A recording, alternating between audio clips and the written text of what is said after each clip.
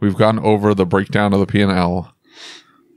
Random white blocks keep appearing on Cecil. No, that's his whiteboard where he's going to write for us. Okay. Maybe. I don't even know how in the hell am I supposed to edit that in. Oh, is that getting zipped in? Yeah, Mike, I will zip it in mine. In my on my screen. Okay. Oh my God. Or not.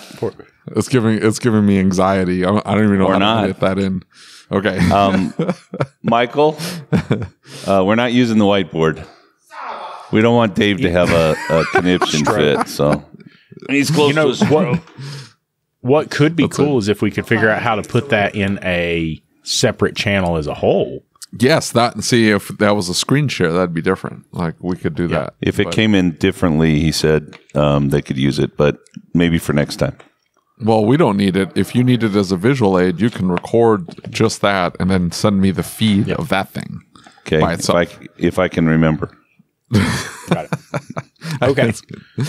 I can make slides of it otherwise. So have we gone through the whole profit and loss statement? Because I don't think we have. We made it to the end of gross profit, didn't we? We didn't get into net and expenses. Any of the expenses, right? No, hold on. We didn't talk about parts. We didn't talk about. We have not talked about parts margins. Okay, so in the first video, I said most of the time the problem is in the parts. Your parts, it's parts and GP labor is too low. Yeah. Your parts GP is too low though, and that's causing. Well, the P&L to get believe it or not, or you'll also have your gross profit on your labor too low, which is usually a productivity issue. So, not necessarily a pricing issue unless you're effective labor rate though. If you're straight flat rate, and you're not giving anything away for free. Can't hear you, dude. I can't hear you. Can you hear me? I can hear you. Yes. You can't hear me at all? I can hear you now. Oh. We should all pretend like we can't hear David. You guys are giving me anxiety. This is going to be such a nightmare. All right. Okay. Well, let's get started. Let's get going. Cecil's got a busy day.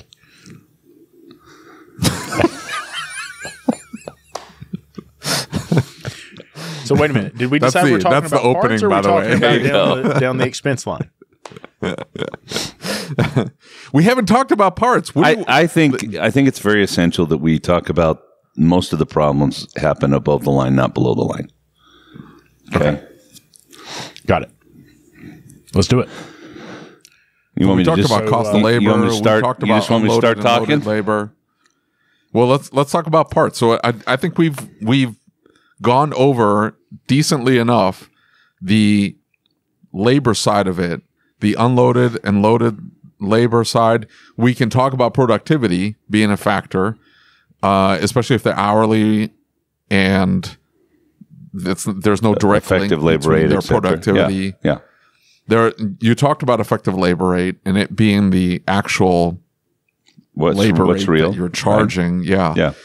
We talked about that, but let's just touch on parts, because if you're not charging enough for parts, it's going to be completely out of whack. We've also talked about the fact that labor should be a dollar amount higher on the P&L. Yeah, 55% or so. Charged, should be higher than what you charge for parts. Mm-hmm. I watched that video. You did a good job explaining that.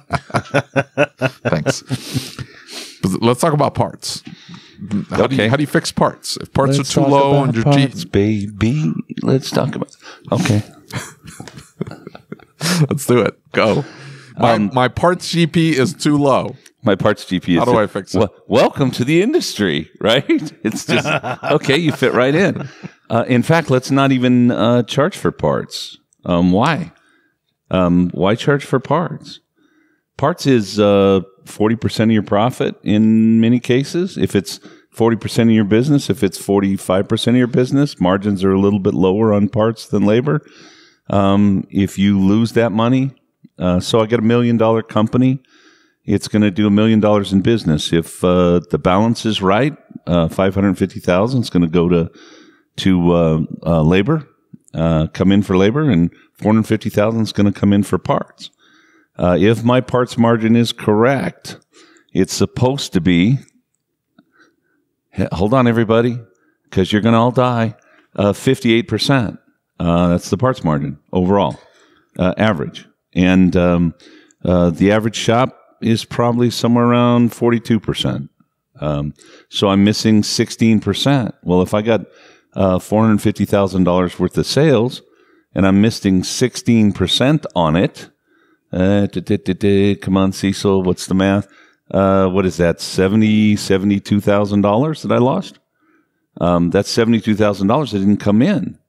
That's $72,000 that I don't have to pay my fixed expenses. That's $72,000 that I can't take home to my family. That's $72,000 I can't pay my techs with. But we have a bunch of shops right now going, well, we'll just raise the labor rate. Okay.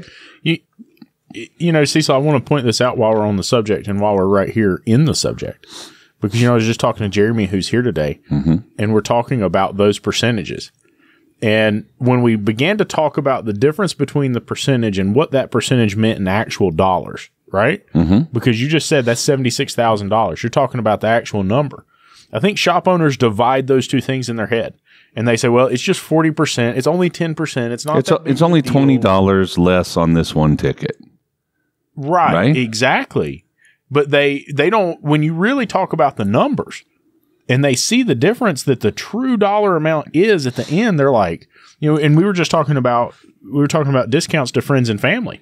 I said, you can easily be paying out in discounts and you say it's not that big of a deal. At the end of the year, you look and it was $40,000. I had a shop. Well, if you don't have the money to pay the bills, that $40,000 is a lot of money. I have a shop last month that discounted $10,000 and lost $7,000 in their business for the month. I have another shop that discounted $21,000 and lost more than $7,000 in their business for the month. These are new shops coming on, and it's like it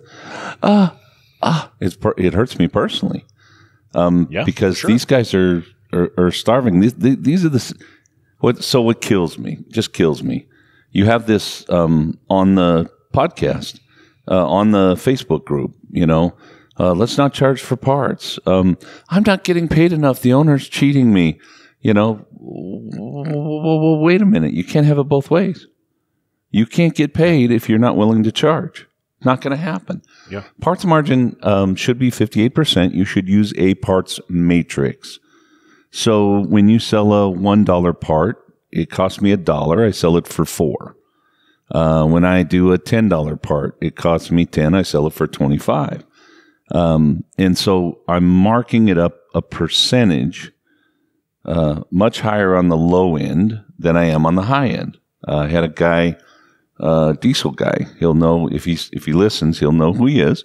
They did a $14,000 engine. He said, "Well, I can't double the price of the $14,000 engine." I said, "No, you can't." I said, "But what'd you sell it for?" And I think he said $14,500. They made $500 on an engine. $14,000 ticket. They just took a ton of liability with. Yeah. And by the way, that job came back because the tech left the oil cooler line loose and the vehicle overheated so much that it melted the water pump. Okay. So I just, did a $14,000 engine with no profit that I'm going to have to do again. My tech's going to spend another 30 hours on this thing, and I got to buy a $14,000 engine. A couple of years ago, one of my shops was so proud of himself, had huge numbers for the month. I'm like, wow, this is great. Sales is great. What happened to margin? Right? He says, well, I sold 2 Porsche motors. Oh, that's great. What'd you sell them for? $30,000. Now, I work with some of the top Porsche shops in the United States. We don't rebuild motors for $30,000. It's $125,000, $150,000 for one of those things. And so he sold 2 Porsche motors for $30,000. And the next month, one of them came back. They had to redo it. And I'm talking to him, and he goes, "I'm never going to sell any Porsche motors again." Like, okay, he lost money on the 2 jobs because he didn't think about the warranty. He didn't think about the liability, etc. And I'm not saying that you take a $14,000 motor and you make it 28, but you can't sell it. I would say for me, nothing went out of my shop at less than 35%, period. So I would have taken that $14,000 motor. It probably went out about 17 or 18, whatever the math would be. I would have made $4,000 on it or so. And by the way, that's still not enough. I mean, it just really isn't when you think about all the liability that belongs there. So what happens is kind of this. We think with our wallet, right? And we're like, oh man, if I was that guy, he's never going to pay more than X, whatever X is in our head, right? And so we discount it down. We bring that price down because we don't want the customer to be uncomfortable. We don't want the customer not to like us. We don't want the customer to go out in the world. God forbid that they go out and they put a post, these guys are expensive or, whatever. And so we give in. And then we go, well, I can't pay the bills this month, or there's no profit in the company. Well, no, because you didn't get it. Where does it all start? I always say you can make more money with a pen than you can with any tool in the toolbox. And a bunch of the tech guys are going to get mad at me, and they're going to yell at me, and they're going to come on and go, Cecil doesn't understand, blah, blah, blah. Cars have to be fixed. Cars have to be fixed. That's a given, okay? But the way you price yourself either sets you up to be profitable or it sets you up not to be profitable. And then another person will say, well, if we give the parts away but we double the labor, then we're going to be okay. And the answer is yes. I should say, as a business consultant, I should say, if you make X dollars in gross profit per hour out of your business, then that's fine. However you make it, that's fine, as long as it's X gross profit dollars. And there's several coaches that's where they talk. But if you're not charging margin, you don't get X gross profit dollars. If you're not willing to mark up your labor, if you're not willing to mark up your parts properly and hold the line, then at the end, you're not going to have X gross profit dollars that will not pay your Y bills. And you won't be paying for your medical or dental or have a 401k in your shop, or you'll struggle to give guys time off. And that's, most people think, God, if I just cut the expenses, right? If I just, I'm going to cut the expenses. I'm going to, I won't get paid, right? Or I'll cut my marketing down. We're spending a lot of money. Last night, one of my meetings, I was here till like 8:30, talking to clients. Yeah, I'm crazy. In one of my meetings, the person I was talking to, their margins are off. And they're like, oh, I'm spending so much money on marketing. I'm gonna cut the marketing. And I'm like, well, how much are we spending? And because I'm not looking at the P&L right there. And she goes, well, I think I'm spending about $1,400 a month on marketing. This shop's going to do $100,000. And 1,400 is a lot, right? And I said, well, God, we should be spending probably $5,000. So, if you cut your marketing back, you think. So it's another thing. Here I go. Shop has low average repair order and maybe low car count, but not that low. So what do? Do I go out and bring in, 50 more cars? That way I could sell more stuff, or do I raise my average repair order? And both of you guys know the answer to that. It's work on your average. If your average repair order is, 360, 420, most of my shops are about $750, $800 for general repair, almost anywhere in the United States today on average repair order. Mm-hmm. But a lot of shops are at 400, and they're going, I need more cars. I need more cars. I need more cars. Understanding the business financially, which is kind of what we're talking about. So modeling the business. I have my P&L. I have my stuff above the line. I know exactly the gross profit margin I need to get there. I know how to mark up my parts. I follow it. Because if I don't, my kids don't get to have ballet lessons or shoes for basketball, or they don't get to go to scout camp, or, whatever. Well, there's a fear in shop owners, and there's a fear from technicians that say 60% gross is too much. That's a business standard. That's not just auto repair, right? Like that, you do a little bit of research. 90% of business colleges and what you're taught in school, everybody says you need 60% gross profit to survive. Because this isn't a fallacy or a made up number. This is factual data. Yeah, it's almost like you have to have water in your system to live, right? Or air. Yeah. It's almost the same thing. A business has to have profit. And if you have 50% profit, you do $1 million, and it's supposed to be 62. Congratulations. You might make $70,000, but you should have made 200. You didn't make the money. And when you're the fear, the thing you're talking about, we need to erase fear. Just period. That's the biggest problem. We see shops with low productivity. One of the issues we will be talking about. And I say, well, you need to sit down and talk to your guys about their productivity. You need to start looking at productivity issues in your shop. And the owners are afraid to talk to their employees and say, hey, I'm paying you for 8 hours. I'd kind of like to get 8 hours out of you, right? And most of the time, it's not the technician's fault. It's the systems, processes. It's the way the shop is run. It's the fact that the service advisor, customer walks in the door and says, hey, I've got a check engine light on. My car runs rough. Okay, great. Yeah, okay, right. Okay.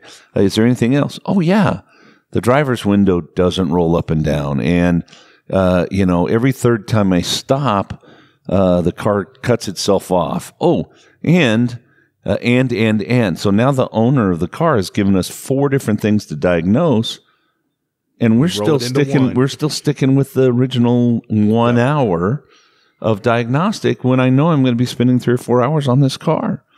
And we're afraid to tell the customer, well, now it's going to be about $800, for us to check the car. What do you mean $800? It's amazing.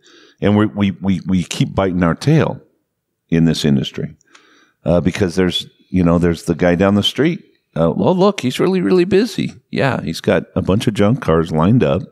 He's doing free diagnostic. He's not making a nickel, but he's busy. He's not doing any diagnostic anything. No. Hey, and speak real quick on the. I just want to make this point. You said that at the end of the day, however you end up generating those gross profit dollars, it's still, it doesn't matter how you end up doing it. So you take a business like Discount Tire's entire business model is built around gross profit dollar per hour. Yeah.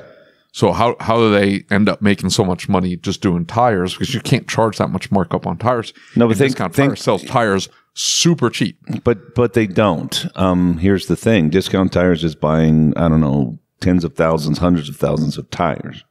And the guy that's making the tires, the manufacturer of the tires, is saying, we're going to give you this kickback. If you sell, I don't know, $1 million worth of tires, you're going to get 5% back. $5 a tire. But if you sell $2 million, then you're going to get $10 a tire. And if you sell $20 million, we're going to give you $13 a tire.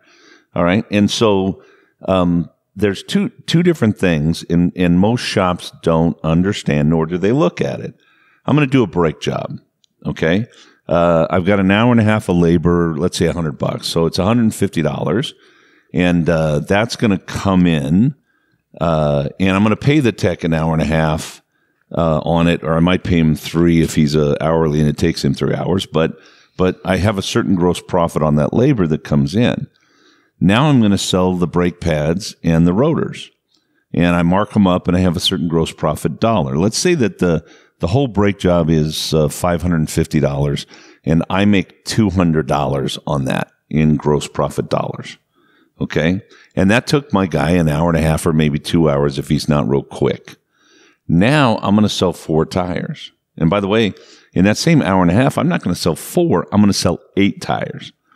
And I'm only making $30 a tire But what is that? That's $240 in that hour in gross profit dollars, not to mention the fact that I'm going to charge some labor and bring some gross profit dollars in there. And then I'm going to get a kickback from the manufacturer of, another $40 or $50. So that set of tires, or those two sets of tires that I did in the same time, brought in $300, $350 worth of gross profit dollars. And that brake job only brought in $200 worth of gross profit dollars. So, and you have guys like me that go, don't do engines, don't do a lot of heavy duty work. There's no margin. I was getting ready to bring that up. No margin in the parts. And there's a lot of opportunities where things will go wrong. And whatever book time you charge, it's going to take more time than you thought. So, you look at the book, it says 18 hours. You mark it up to 26 because you're going to paint, you're going to clean and paint and do some other things. And you kind of know that. And then your guy spends 30 or 32 hours on that job. So he's not as productive. And while he's doing that, he's not doing brake flushes and brake jobs and oil pan gaskets and things that have better profit and less liability. But technically, if I just did the math and I said, wow, every time I do a motor, I get $300 in gross profit dollars. After I pay for the parts and the tech, there's $300 an hour. By the way, you never will with an engine, but let's say you did. And now I'm going to look at, a brake job, which is giving me $220 an hour in gross profit. Which one's the better job? Is it the engine with the lower margin, or is it the brake job? Now, here's the other thing. If I'm doing big jobs with low margin, then I have to do more of them, right? So I have to, if I don't have margin, I do $10,000 a day, and my gross profit margin is 40%. I have $4,000 at the end of the day to pay myself, my rent, my utilities, all of my fixed expenses, insurance, banking costs, the truck, the insurance for the truck, the gas in the truck, all of that. I have $4,000. So instead of doing $10,000 at 40% gross profit, I do $10,000 at 60% gross profit. Now I have $6,000 to pay for that. And I think what we often don't think is, what's the bottom line? How much money do I have after I'm done with this particular job or series of jobs? So if I want to make that same $6,000, but I only have a 40% gross profit margin, instead of doing $10,000 worth of work, now I have to do 15. Okay. Yep. But by the way, I can do 15 and make that $6,000. And if I think in the very first one of these, we said, you guys were like, what's the first thing? I need to understand what my costs are, my expenses, because I need to know that I got to pull in $6,000 a day to pay my expenses and have 20% left in the pile. Because that's what I'm working for, that 20%. I'm not working just to pay the expenses. And I also personally get paid different. I don't get paid out of the profit. I do, don't get me wrong, that's what I'm here for. But I work in the company. I get paid for working in the company. I have a salary, which is part of my fixed expenses.